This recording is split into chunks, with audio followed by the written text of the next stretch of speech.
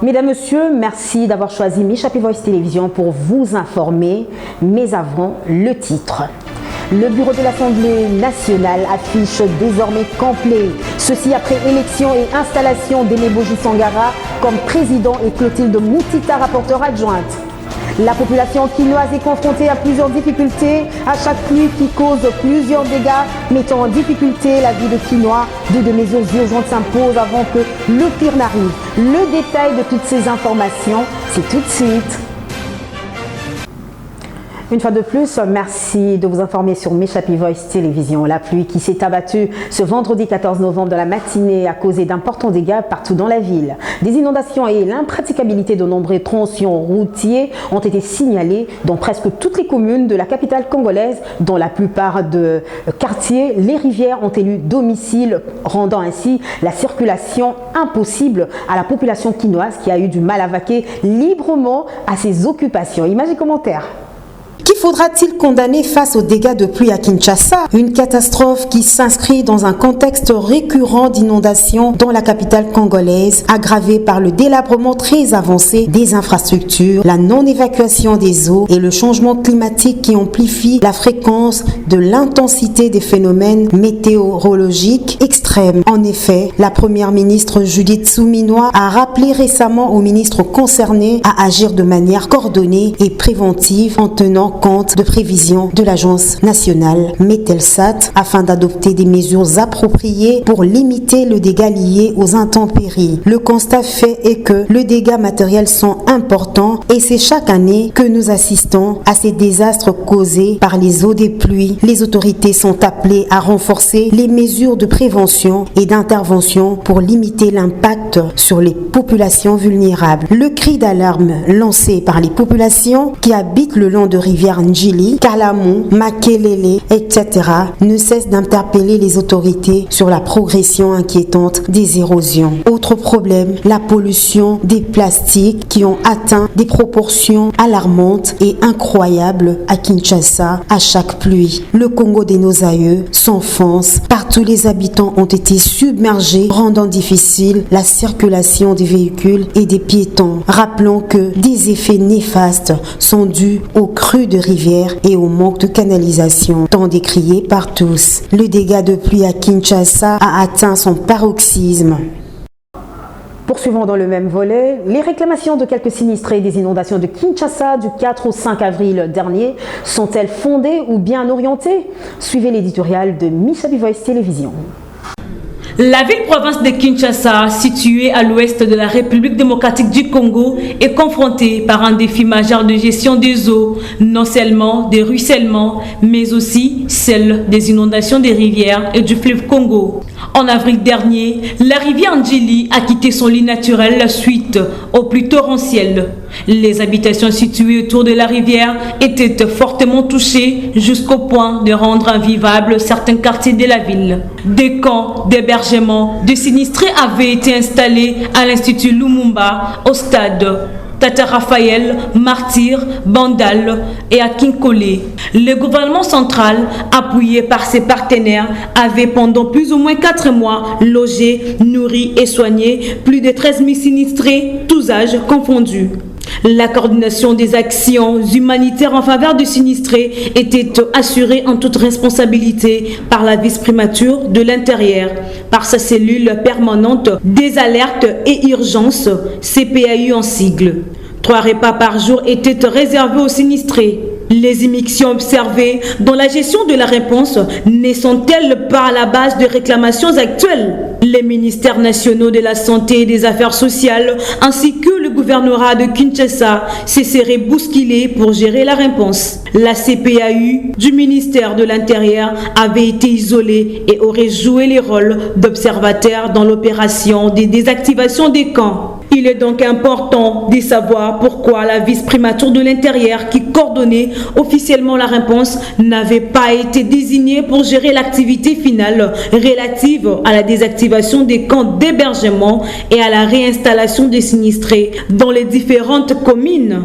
Les avertis pensent que la vice-primature de l'Intérieur avait été déchargée de l'activité de désactivation des camps pour éviter d'être juge et partie. Les réclamations actuelles des sinistrés mécontents devraient être orientées directement au gouvernement provincial de Kinshasa qui avait désactivé les camps d'hébergement par les canaux de son ministère provincial de la Santé. Par sa lettre numéro 2084 du 25 août dernier adressée au gouverneur de la ville de Kinshasa, le VPM de l'Intérieur lui avait demandé un rapport détaillé sur l'activité relative à la désactivation des camps des sinistrés dans les 48 heures. N'était-elle pas une lettre de demande d'explication implicite?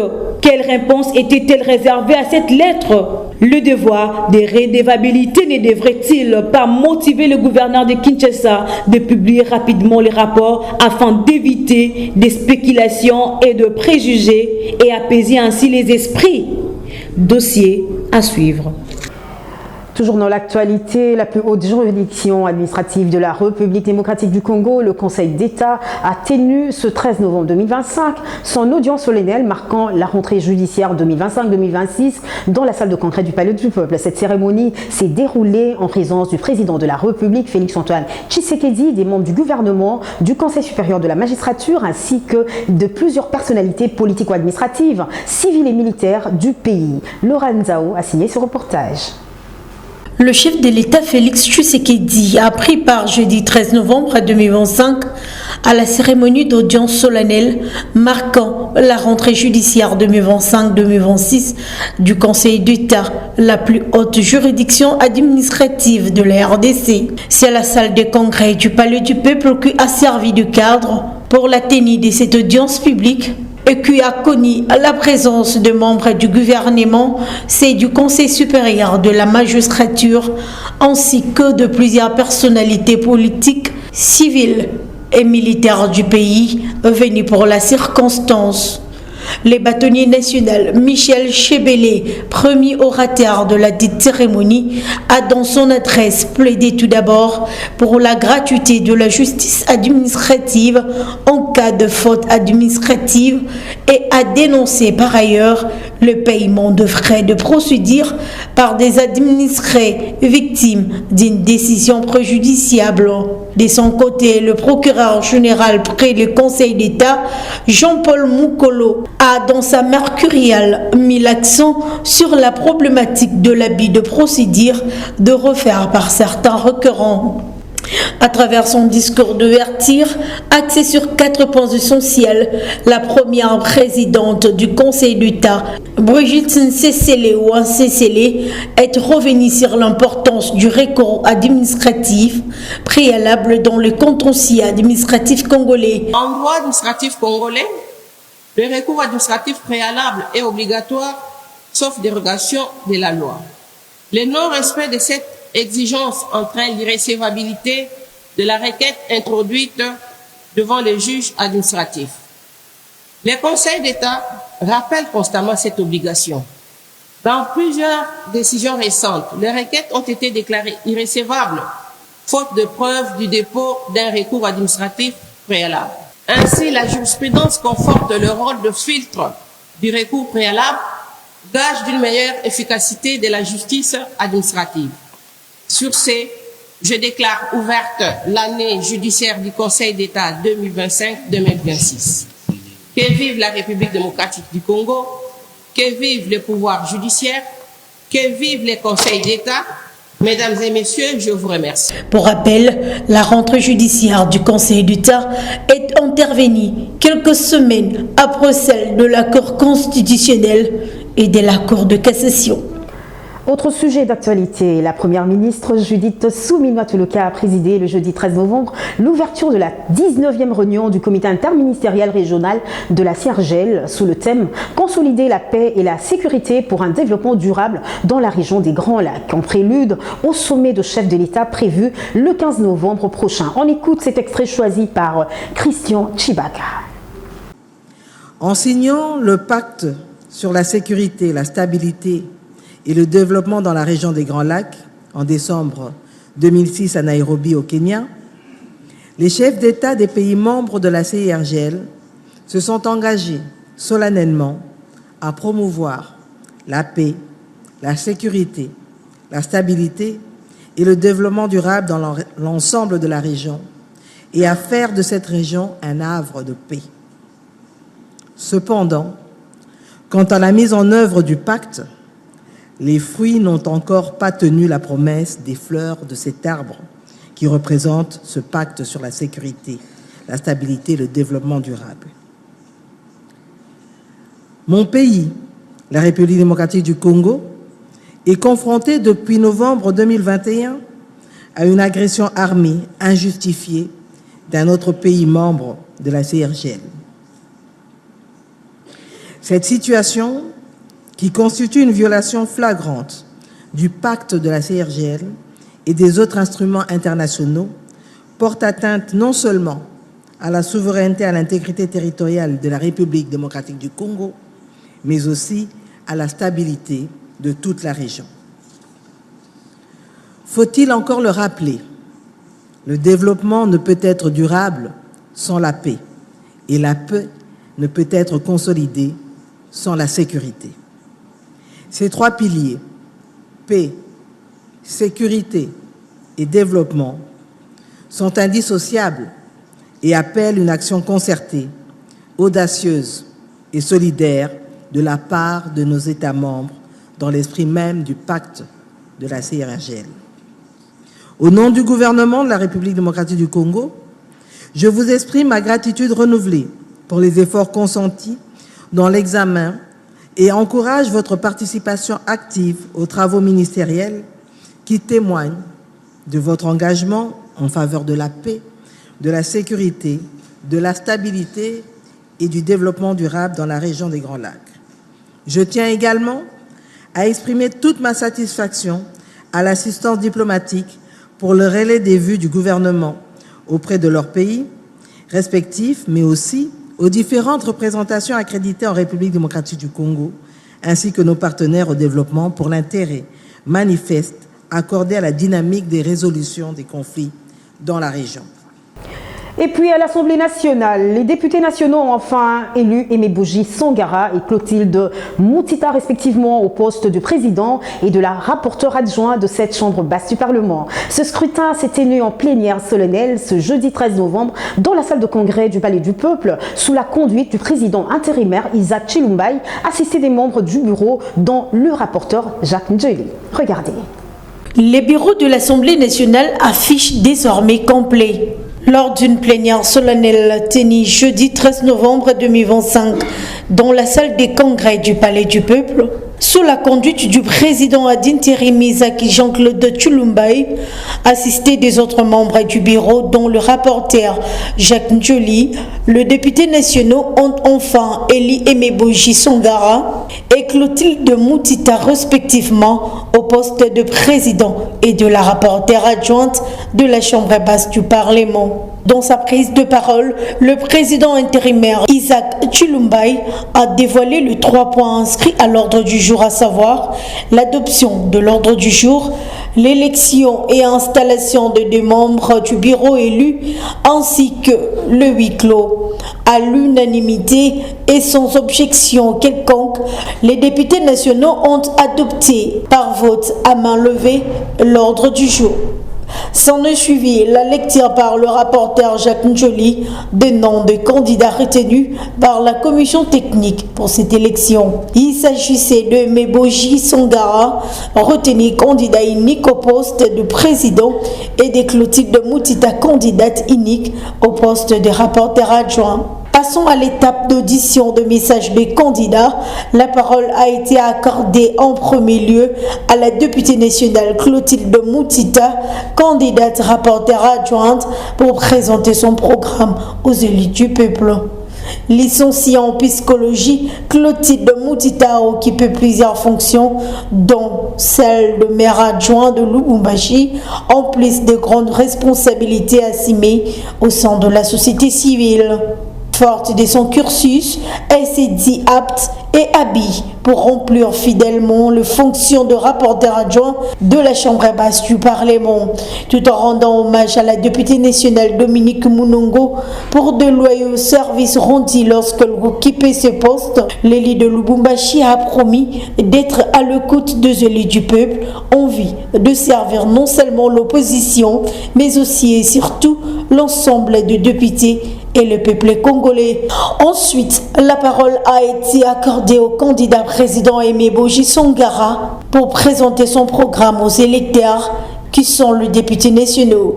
En bon croyant, le député national Aimé Boji Songara a humblement rendu avant tout grâce à Dieu et avec une attitude de gratitude, il a rendu hommage au chef de l'État Félix Tshisekedi, haute autorité de l'Union sacrée, pour le choix porté sur sa personne et la confiance placée en lui. Propos. Permettez-moi de rendre grâce à Dieu, maître de temps et de circonstances, source de toute sagesse et de toute force, car sans lui, nul ne peut bâtir durement. Je vous invite en ce moment particulier à avoir une pensée pieuse pour nos compatriotes qui continuent de souffrir dans l'est de notre pays. Au fil des ans, j'ai participé activement à l'élaboration et l'examen des lois, à des missions de contrôle parlementaire, à des enquêtes et à des travaux de commission, toujours dans un esprit de responsabilité et d'équilibre. Cette expérience m'a permis d'identifier les défis réels de notre institution et d'entrevoir les réformes nécessaires pour en faire un Parlement plus fort, plus crédible et plus proche du peuple. Il faut noter que, tout au long de son discours, Aimé Boji Songara a reconnu le mérite du député national Vital Kamerhe, son prédécesseur au poste de président de l'Assemblée nationale. Ayant été élu à la majorité de suffrages exprimés, les deux membres ont été immédiatement installés au bureau de l'Assemblée nationale. En province, sachez que l'intersyndicale des enseignants du territoire de Kungu dans la province du Sud-Ouangui dénonce des conditions précaires dans lesquelles les professionnels de l'éducation exercent leur métier. Dans une lettre adressée au ministre provincial de l'Éducation, ils signalent n'avoir pas perçu leur salaire de septembre et octobre 2025. Christian Chibaka a signé ce reportage.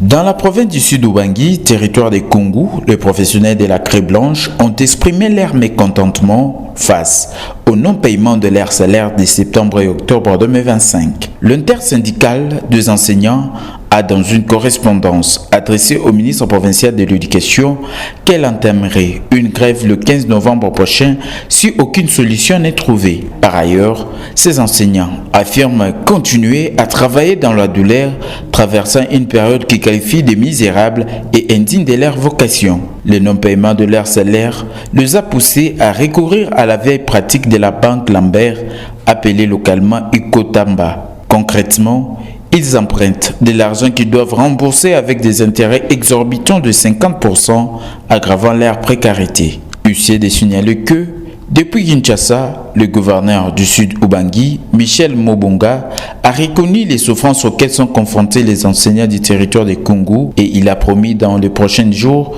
des discussions avec les partenaires chargés de la paix des enseignants de cette région. Retour à Béni du gouverneur militaire du Nord Kivu le jeudi 13 novembre 2025. Le général Somo Kakule Évariste a participé à Kinshasa aux travaux sur la montée de la violence armée dans certaines provinces de la République démocratique du Congo. Le gouverneur du Nord Kivu a également échangé avec le ministre congolais des ITPR sur le projet de développement et désenclavement de la province. Christian Chibaka, une fois de plus. Après un séjour fructueux en capitale congolaise, le gouverneur du Nord Kivu foule le sol de Béni, siège provisoire de la province, ce 13 novembre 2025. Un accueil à la hauteur lui est réservé. Le chef de l'exécutif donne brièvement les acquis de sa mission. D'abord, nous sommes allés à Kinshasa sur l'invitation de son Excellence, Monsieur le Vice-Premier ministre et ministre de l'Intérieur, dans le cadre de la conférence organisée par le Sénarec sur la montée de la violence armée dans certaines provinces. Nous sommes arrivés à Kinshasa dans ce cadre-là. Nous avons bénéficié de plusieurs rencontres avec des autorités nationales à Kinshasa, notamment de son Excellence Monsieur le ministre en charge des ITPR. Et nous avons eu une très bonne discussion avec lui. Nous avons donc profité pour lui donner l'invitation pour qu'il vienne ici à Béni. Nous avons reçu l'acceptation de son Excellence de venir ici à Béni en vue d'accompagner la population du Nord Kivu dans le cadre de tous les projets visant le désenclavement, le développement de la province ainsi que la connectivité avec les autres provinces sœurs. Nous avons été reçus par le DTPI de la Banque mondiale et vous avez suivi sa communication. Les travaux de la route qui va de Butembo à Kanyabayonga vont être lancés incessamment dans le cadre du projet dit Pacte. Pendant son parcours, le général-major Somoka Koulé Évariste a visité la ville de Isiro, en province des Hautes-Ouélé. Il loue ici les savoir-faire de son homologue Jean Bakomito. On a visité les grands travaux qui sont en train d'être exécutés là-bas dans le cadre de la vision de son Excellence le chef de l'État. Je peux vous assurer que c'est des fleurs qu'il faudrait jeter à nos collègues du Haut-Ouélé et d'avoir accepté donc de réaliser cette fusion-là, notamment l'asphaltage de plusieurs artères dans la ville d'Isiro, la réhabilitation de l'aéroport d'Isiro, la construction d'une prison moderne et plusieurs autres projets. Avant d'ébranler son cortège vers la ville bénitienne, le chef de l'exécutif inspecte la piste de l'aéroport de Mavivi en construction. Le gouverneur marche sur 3400 mètres de chantier et oriente l'ingénieur pour les travaux sur le 800 mètres de visibilité sur l'aéroport. En sport, sachez que le Daring Club Motema Pembe et le Football Club Renaissance du Congo se sont neutralisés sur un score de parité, un but partout dans le derby de la famille vert et blanc de Kinshasa, joué le jeudi 13 novembre au stade Tassaravaël de Kinshasa, comptant pour la 6e journée du groupe B du championnat national Illico Cash Ligue 1. Audrey Ugonda-Lemba a signé ce reportage. C'était une opposition de taille dans les derbys de la famille vert et blanc entre les Daring Club Motema Pembe et le Football Club Renaissance du Congo, des équipes qui peinent à décoller dans ce groupe B du championnat national Illico Cash Ligue 1. Au stade des Martyrs de la Pentecôte à Kinshasa, les derbys de la famille vert et blanc n'a pas connu de vainqueur. D'un côté, les Daring Club Motema Pembe qui voulait à tout prix confirmer sa suprématie dans ces derbys et se relancer dans la course, et de l'autre côté, le Football Club Renaissance du Congo qui mettait son honneur en jeu. Après quelques rounds d'observation, les deux équipes vont décider de passer à l'accélération avec les Immaculés qui vont confirmer leur domination en ouvrant les scores à la 34e minute. Les résultats restera inchangé jusqu'à la fin de cette première partie. Au retour des vestiaires, les verts et blancs continuent leur domination sans succès. Un manque de réalisme qu'ils paieront très cher avec une égalisation des oranges à la 94e minute pour les 1 but partout. Au classement, les Daring Club Motema Pembe grimpent à la 6e place avec 9 points, alors que le Football Club Renaissance du Congo gagne qu'une seule place en quittant la 12e place pour la 11e place. Eh bien, c'est dans les ultimes minutes du match que les Léopards de la République démocratique du Congo se sont qualifiés en finale des barrages africains des éliminatoires de la Coupe du Monde 2026. Grâce à leur courte victoire, mais précieuse, d'1-0 dans le choc contre les Lions indomptables du Cameroun. La soirée du jeudi 13 novembre 2025 au stade El Barid de Rabat au Maroc, les Léopards joueront en finale face aux Super Aigles du Nigeria le dimanche 16 novembre prochain. Audrey Ugonda-Lemba. C'est fait, c'est avec du caractère que les Léopards de la RDC ont validé leur ticket pour la finale en venant au bout des Lions indomptables du Cameroun dans les chocs explosifs entre deux géants du football de l'Afrique centrale, comptant pour les barrages des éliminatoires de la Coupe du Monde 2026 zone Afrique. Dans une ambiance électrique du public congolais présent au stade Al-Barid de Rabat au Maroc, les Léopards et les Lions indomptables entament timidement la première mi-temps du match, à part quelques occasions côté congolais non conclues par Théo Bongonda avant la pause. Au retour des vestiaires, les Congolais montent en crescendo avec l'arrivée d'Edo Kaembe au milieu de terrain à la place de Charles Piquel. Le match s'emballe avec des incursions dangereuses de part et d'autre, mais les attaquants ne sont pas inspirés ce soir. Si les attaquants ne sont pas inspirés, en revanche, le défenseur Si, à l'image du capitaine Chansen Mbemba, auteur d'une prestation irréprochable qui va délivrer les siens à la 92e minute en inscrivant le but victorieux du match. Une victoire importante qui rapproche la RDC de son objectif de se qualifier à la phase finale d'une Coupe du Monde après 52 ans. Face aux Super Aigles du Nigeria le dimanche prochain, le rêve est permis pour les Léopards de la RDC. Voici un élément qui met fin à notre édition, toujours en rapport avec la victoire d'hier de la République démocratique du Congo face au Cameroun. Quelques amoureux du ballon rond de la capitale interrogés ont donné leurs analyses au micro de Laurent Zao. En tout cas, j'ai bien suivi avec beaucoup d'attention jusqu'à la fin. En tout cas, nous sommes très contents pour notre avancement, quoi. Comme on vient encore d'éliminer le Cameroun. Nous irons au mondial parce que le Nigeria n'est pas un foot de guerre. Le Nigeria, on va les gagner parce que pour lui, il a les soucis d'orgueil, mais la RDC reste toujours la RDC. Nous serons qualifiés à la Coupe du Monde. Ce n'est un mot seulement, on demande au coach de maintenir cette équipe-là, de faire pression dès le début du match du Nigeria pour qu'on puisse marquer parmi les 15 minutes. On puisse gagner, on puisse marquer aussi. On a gagné par un but de 95 minutes. Il est resté juste une minute pour la fin de la match. Pour la fin du match, Chansen Mbemba nous a montré vraiment un sport tellement exceptionnel qui a marqué ce but gagné.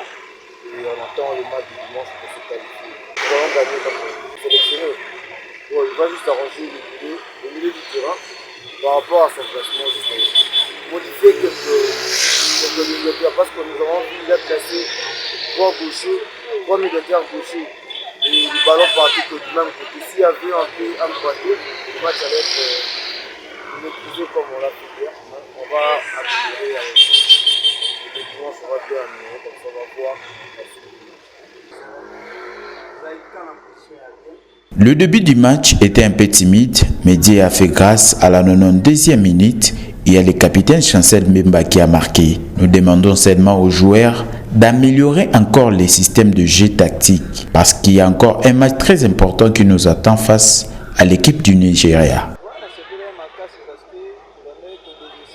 J'étais vraiment content de la victoire des Léopards. Nous étions un peu désespérés, mais quand même le résultat était satisfaisant.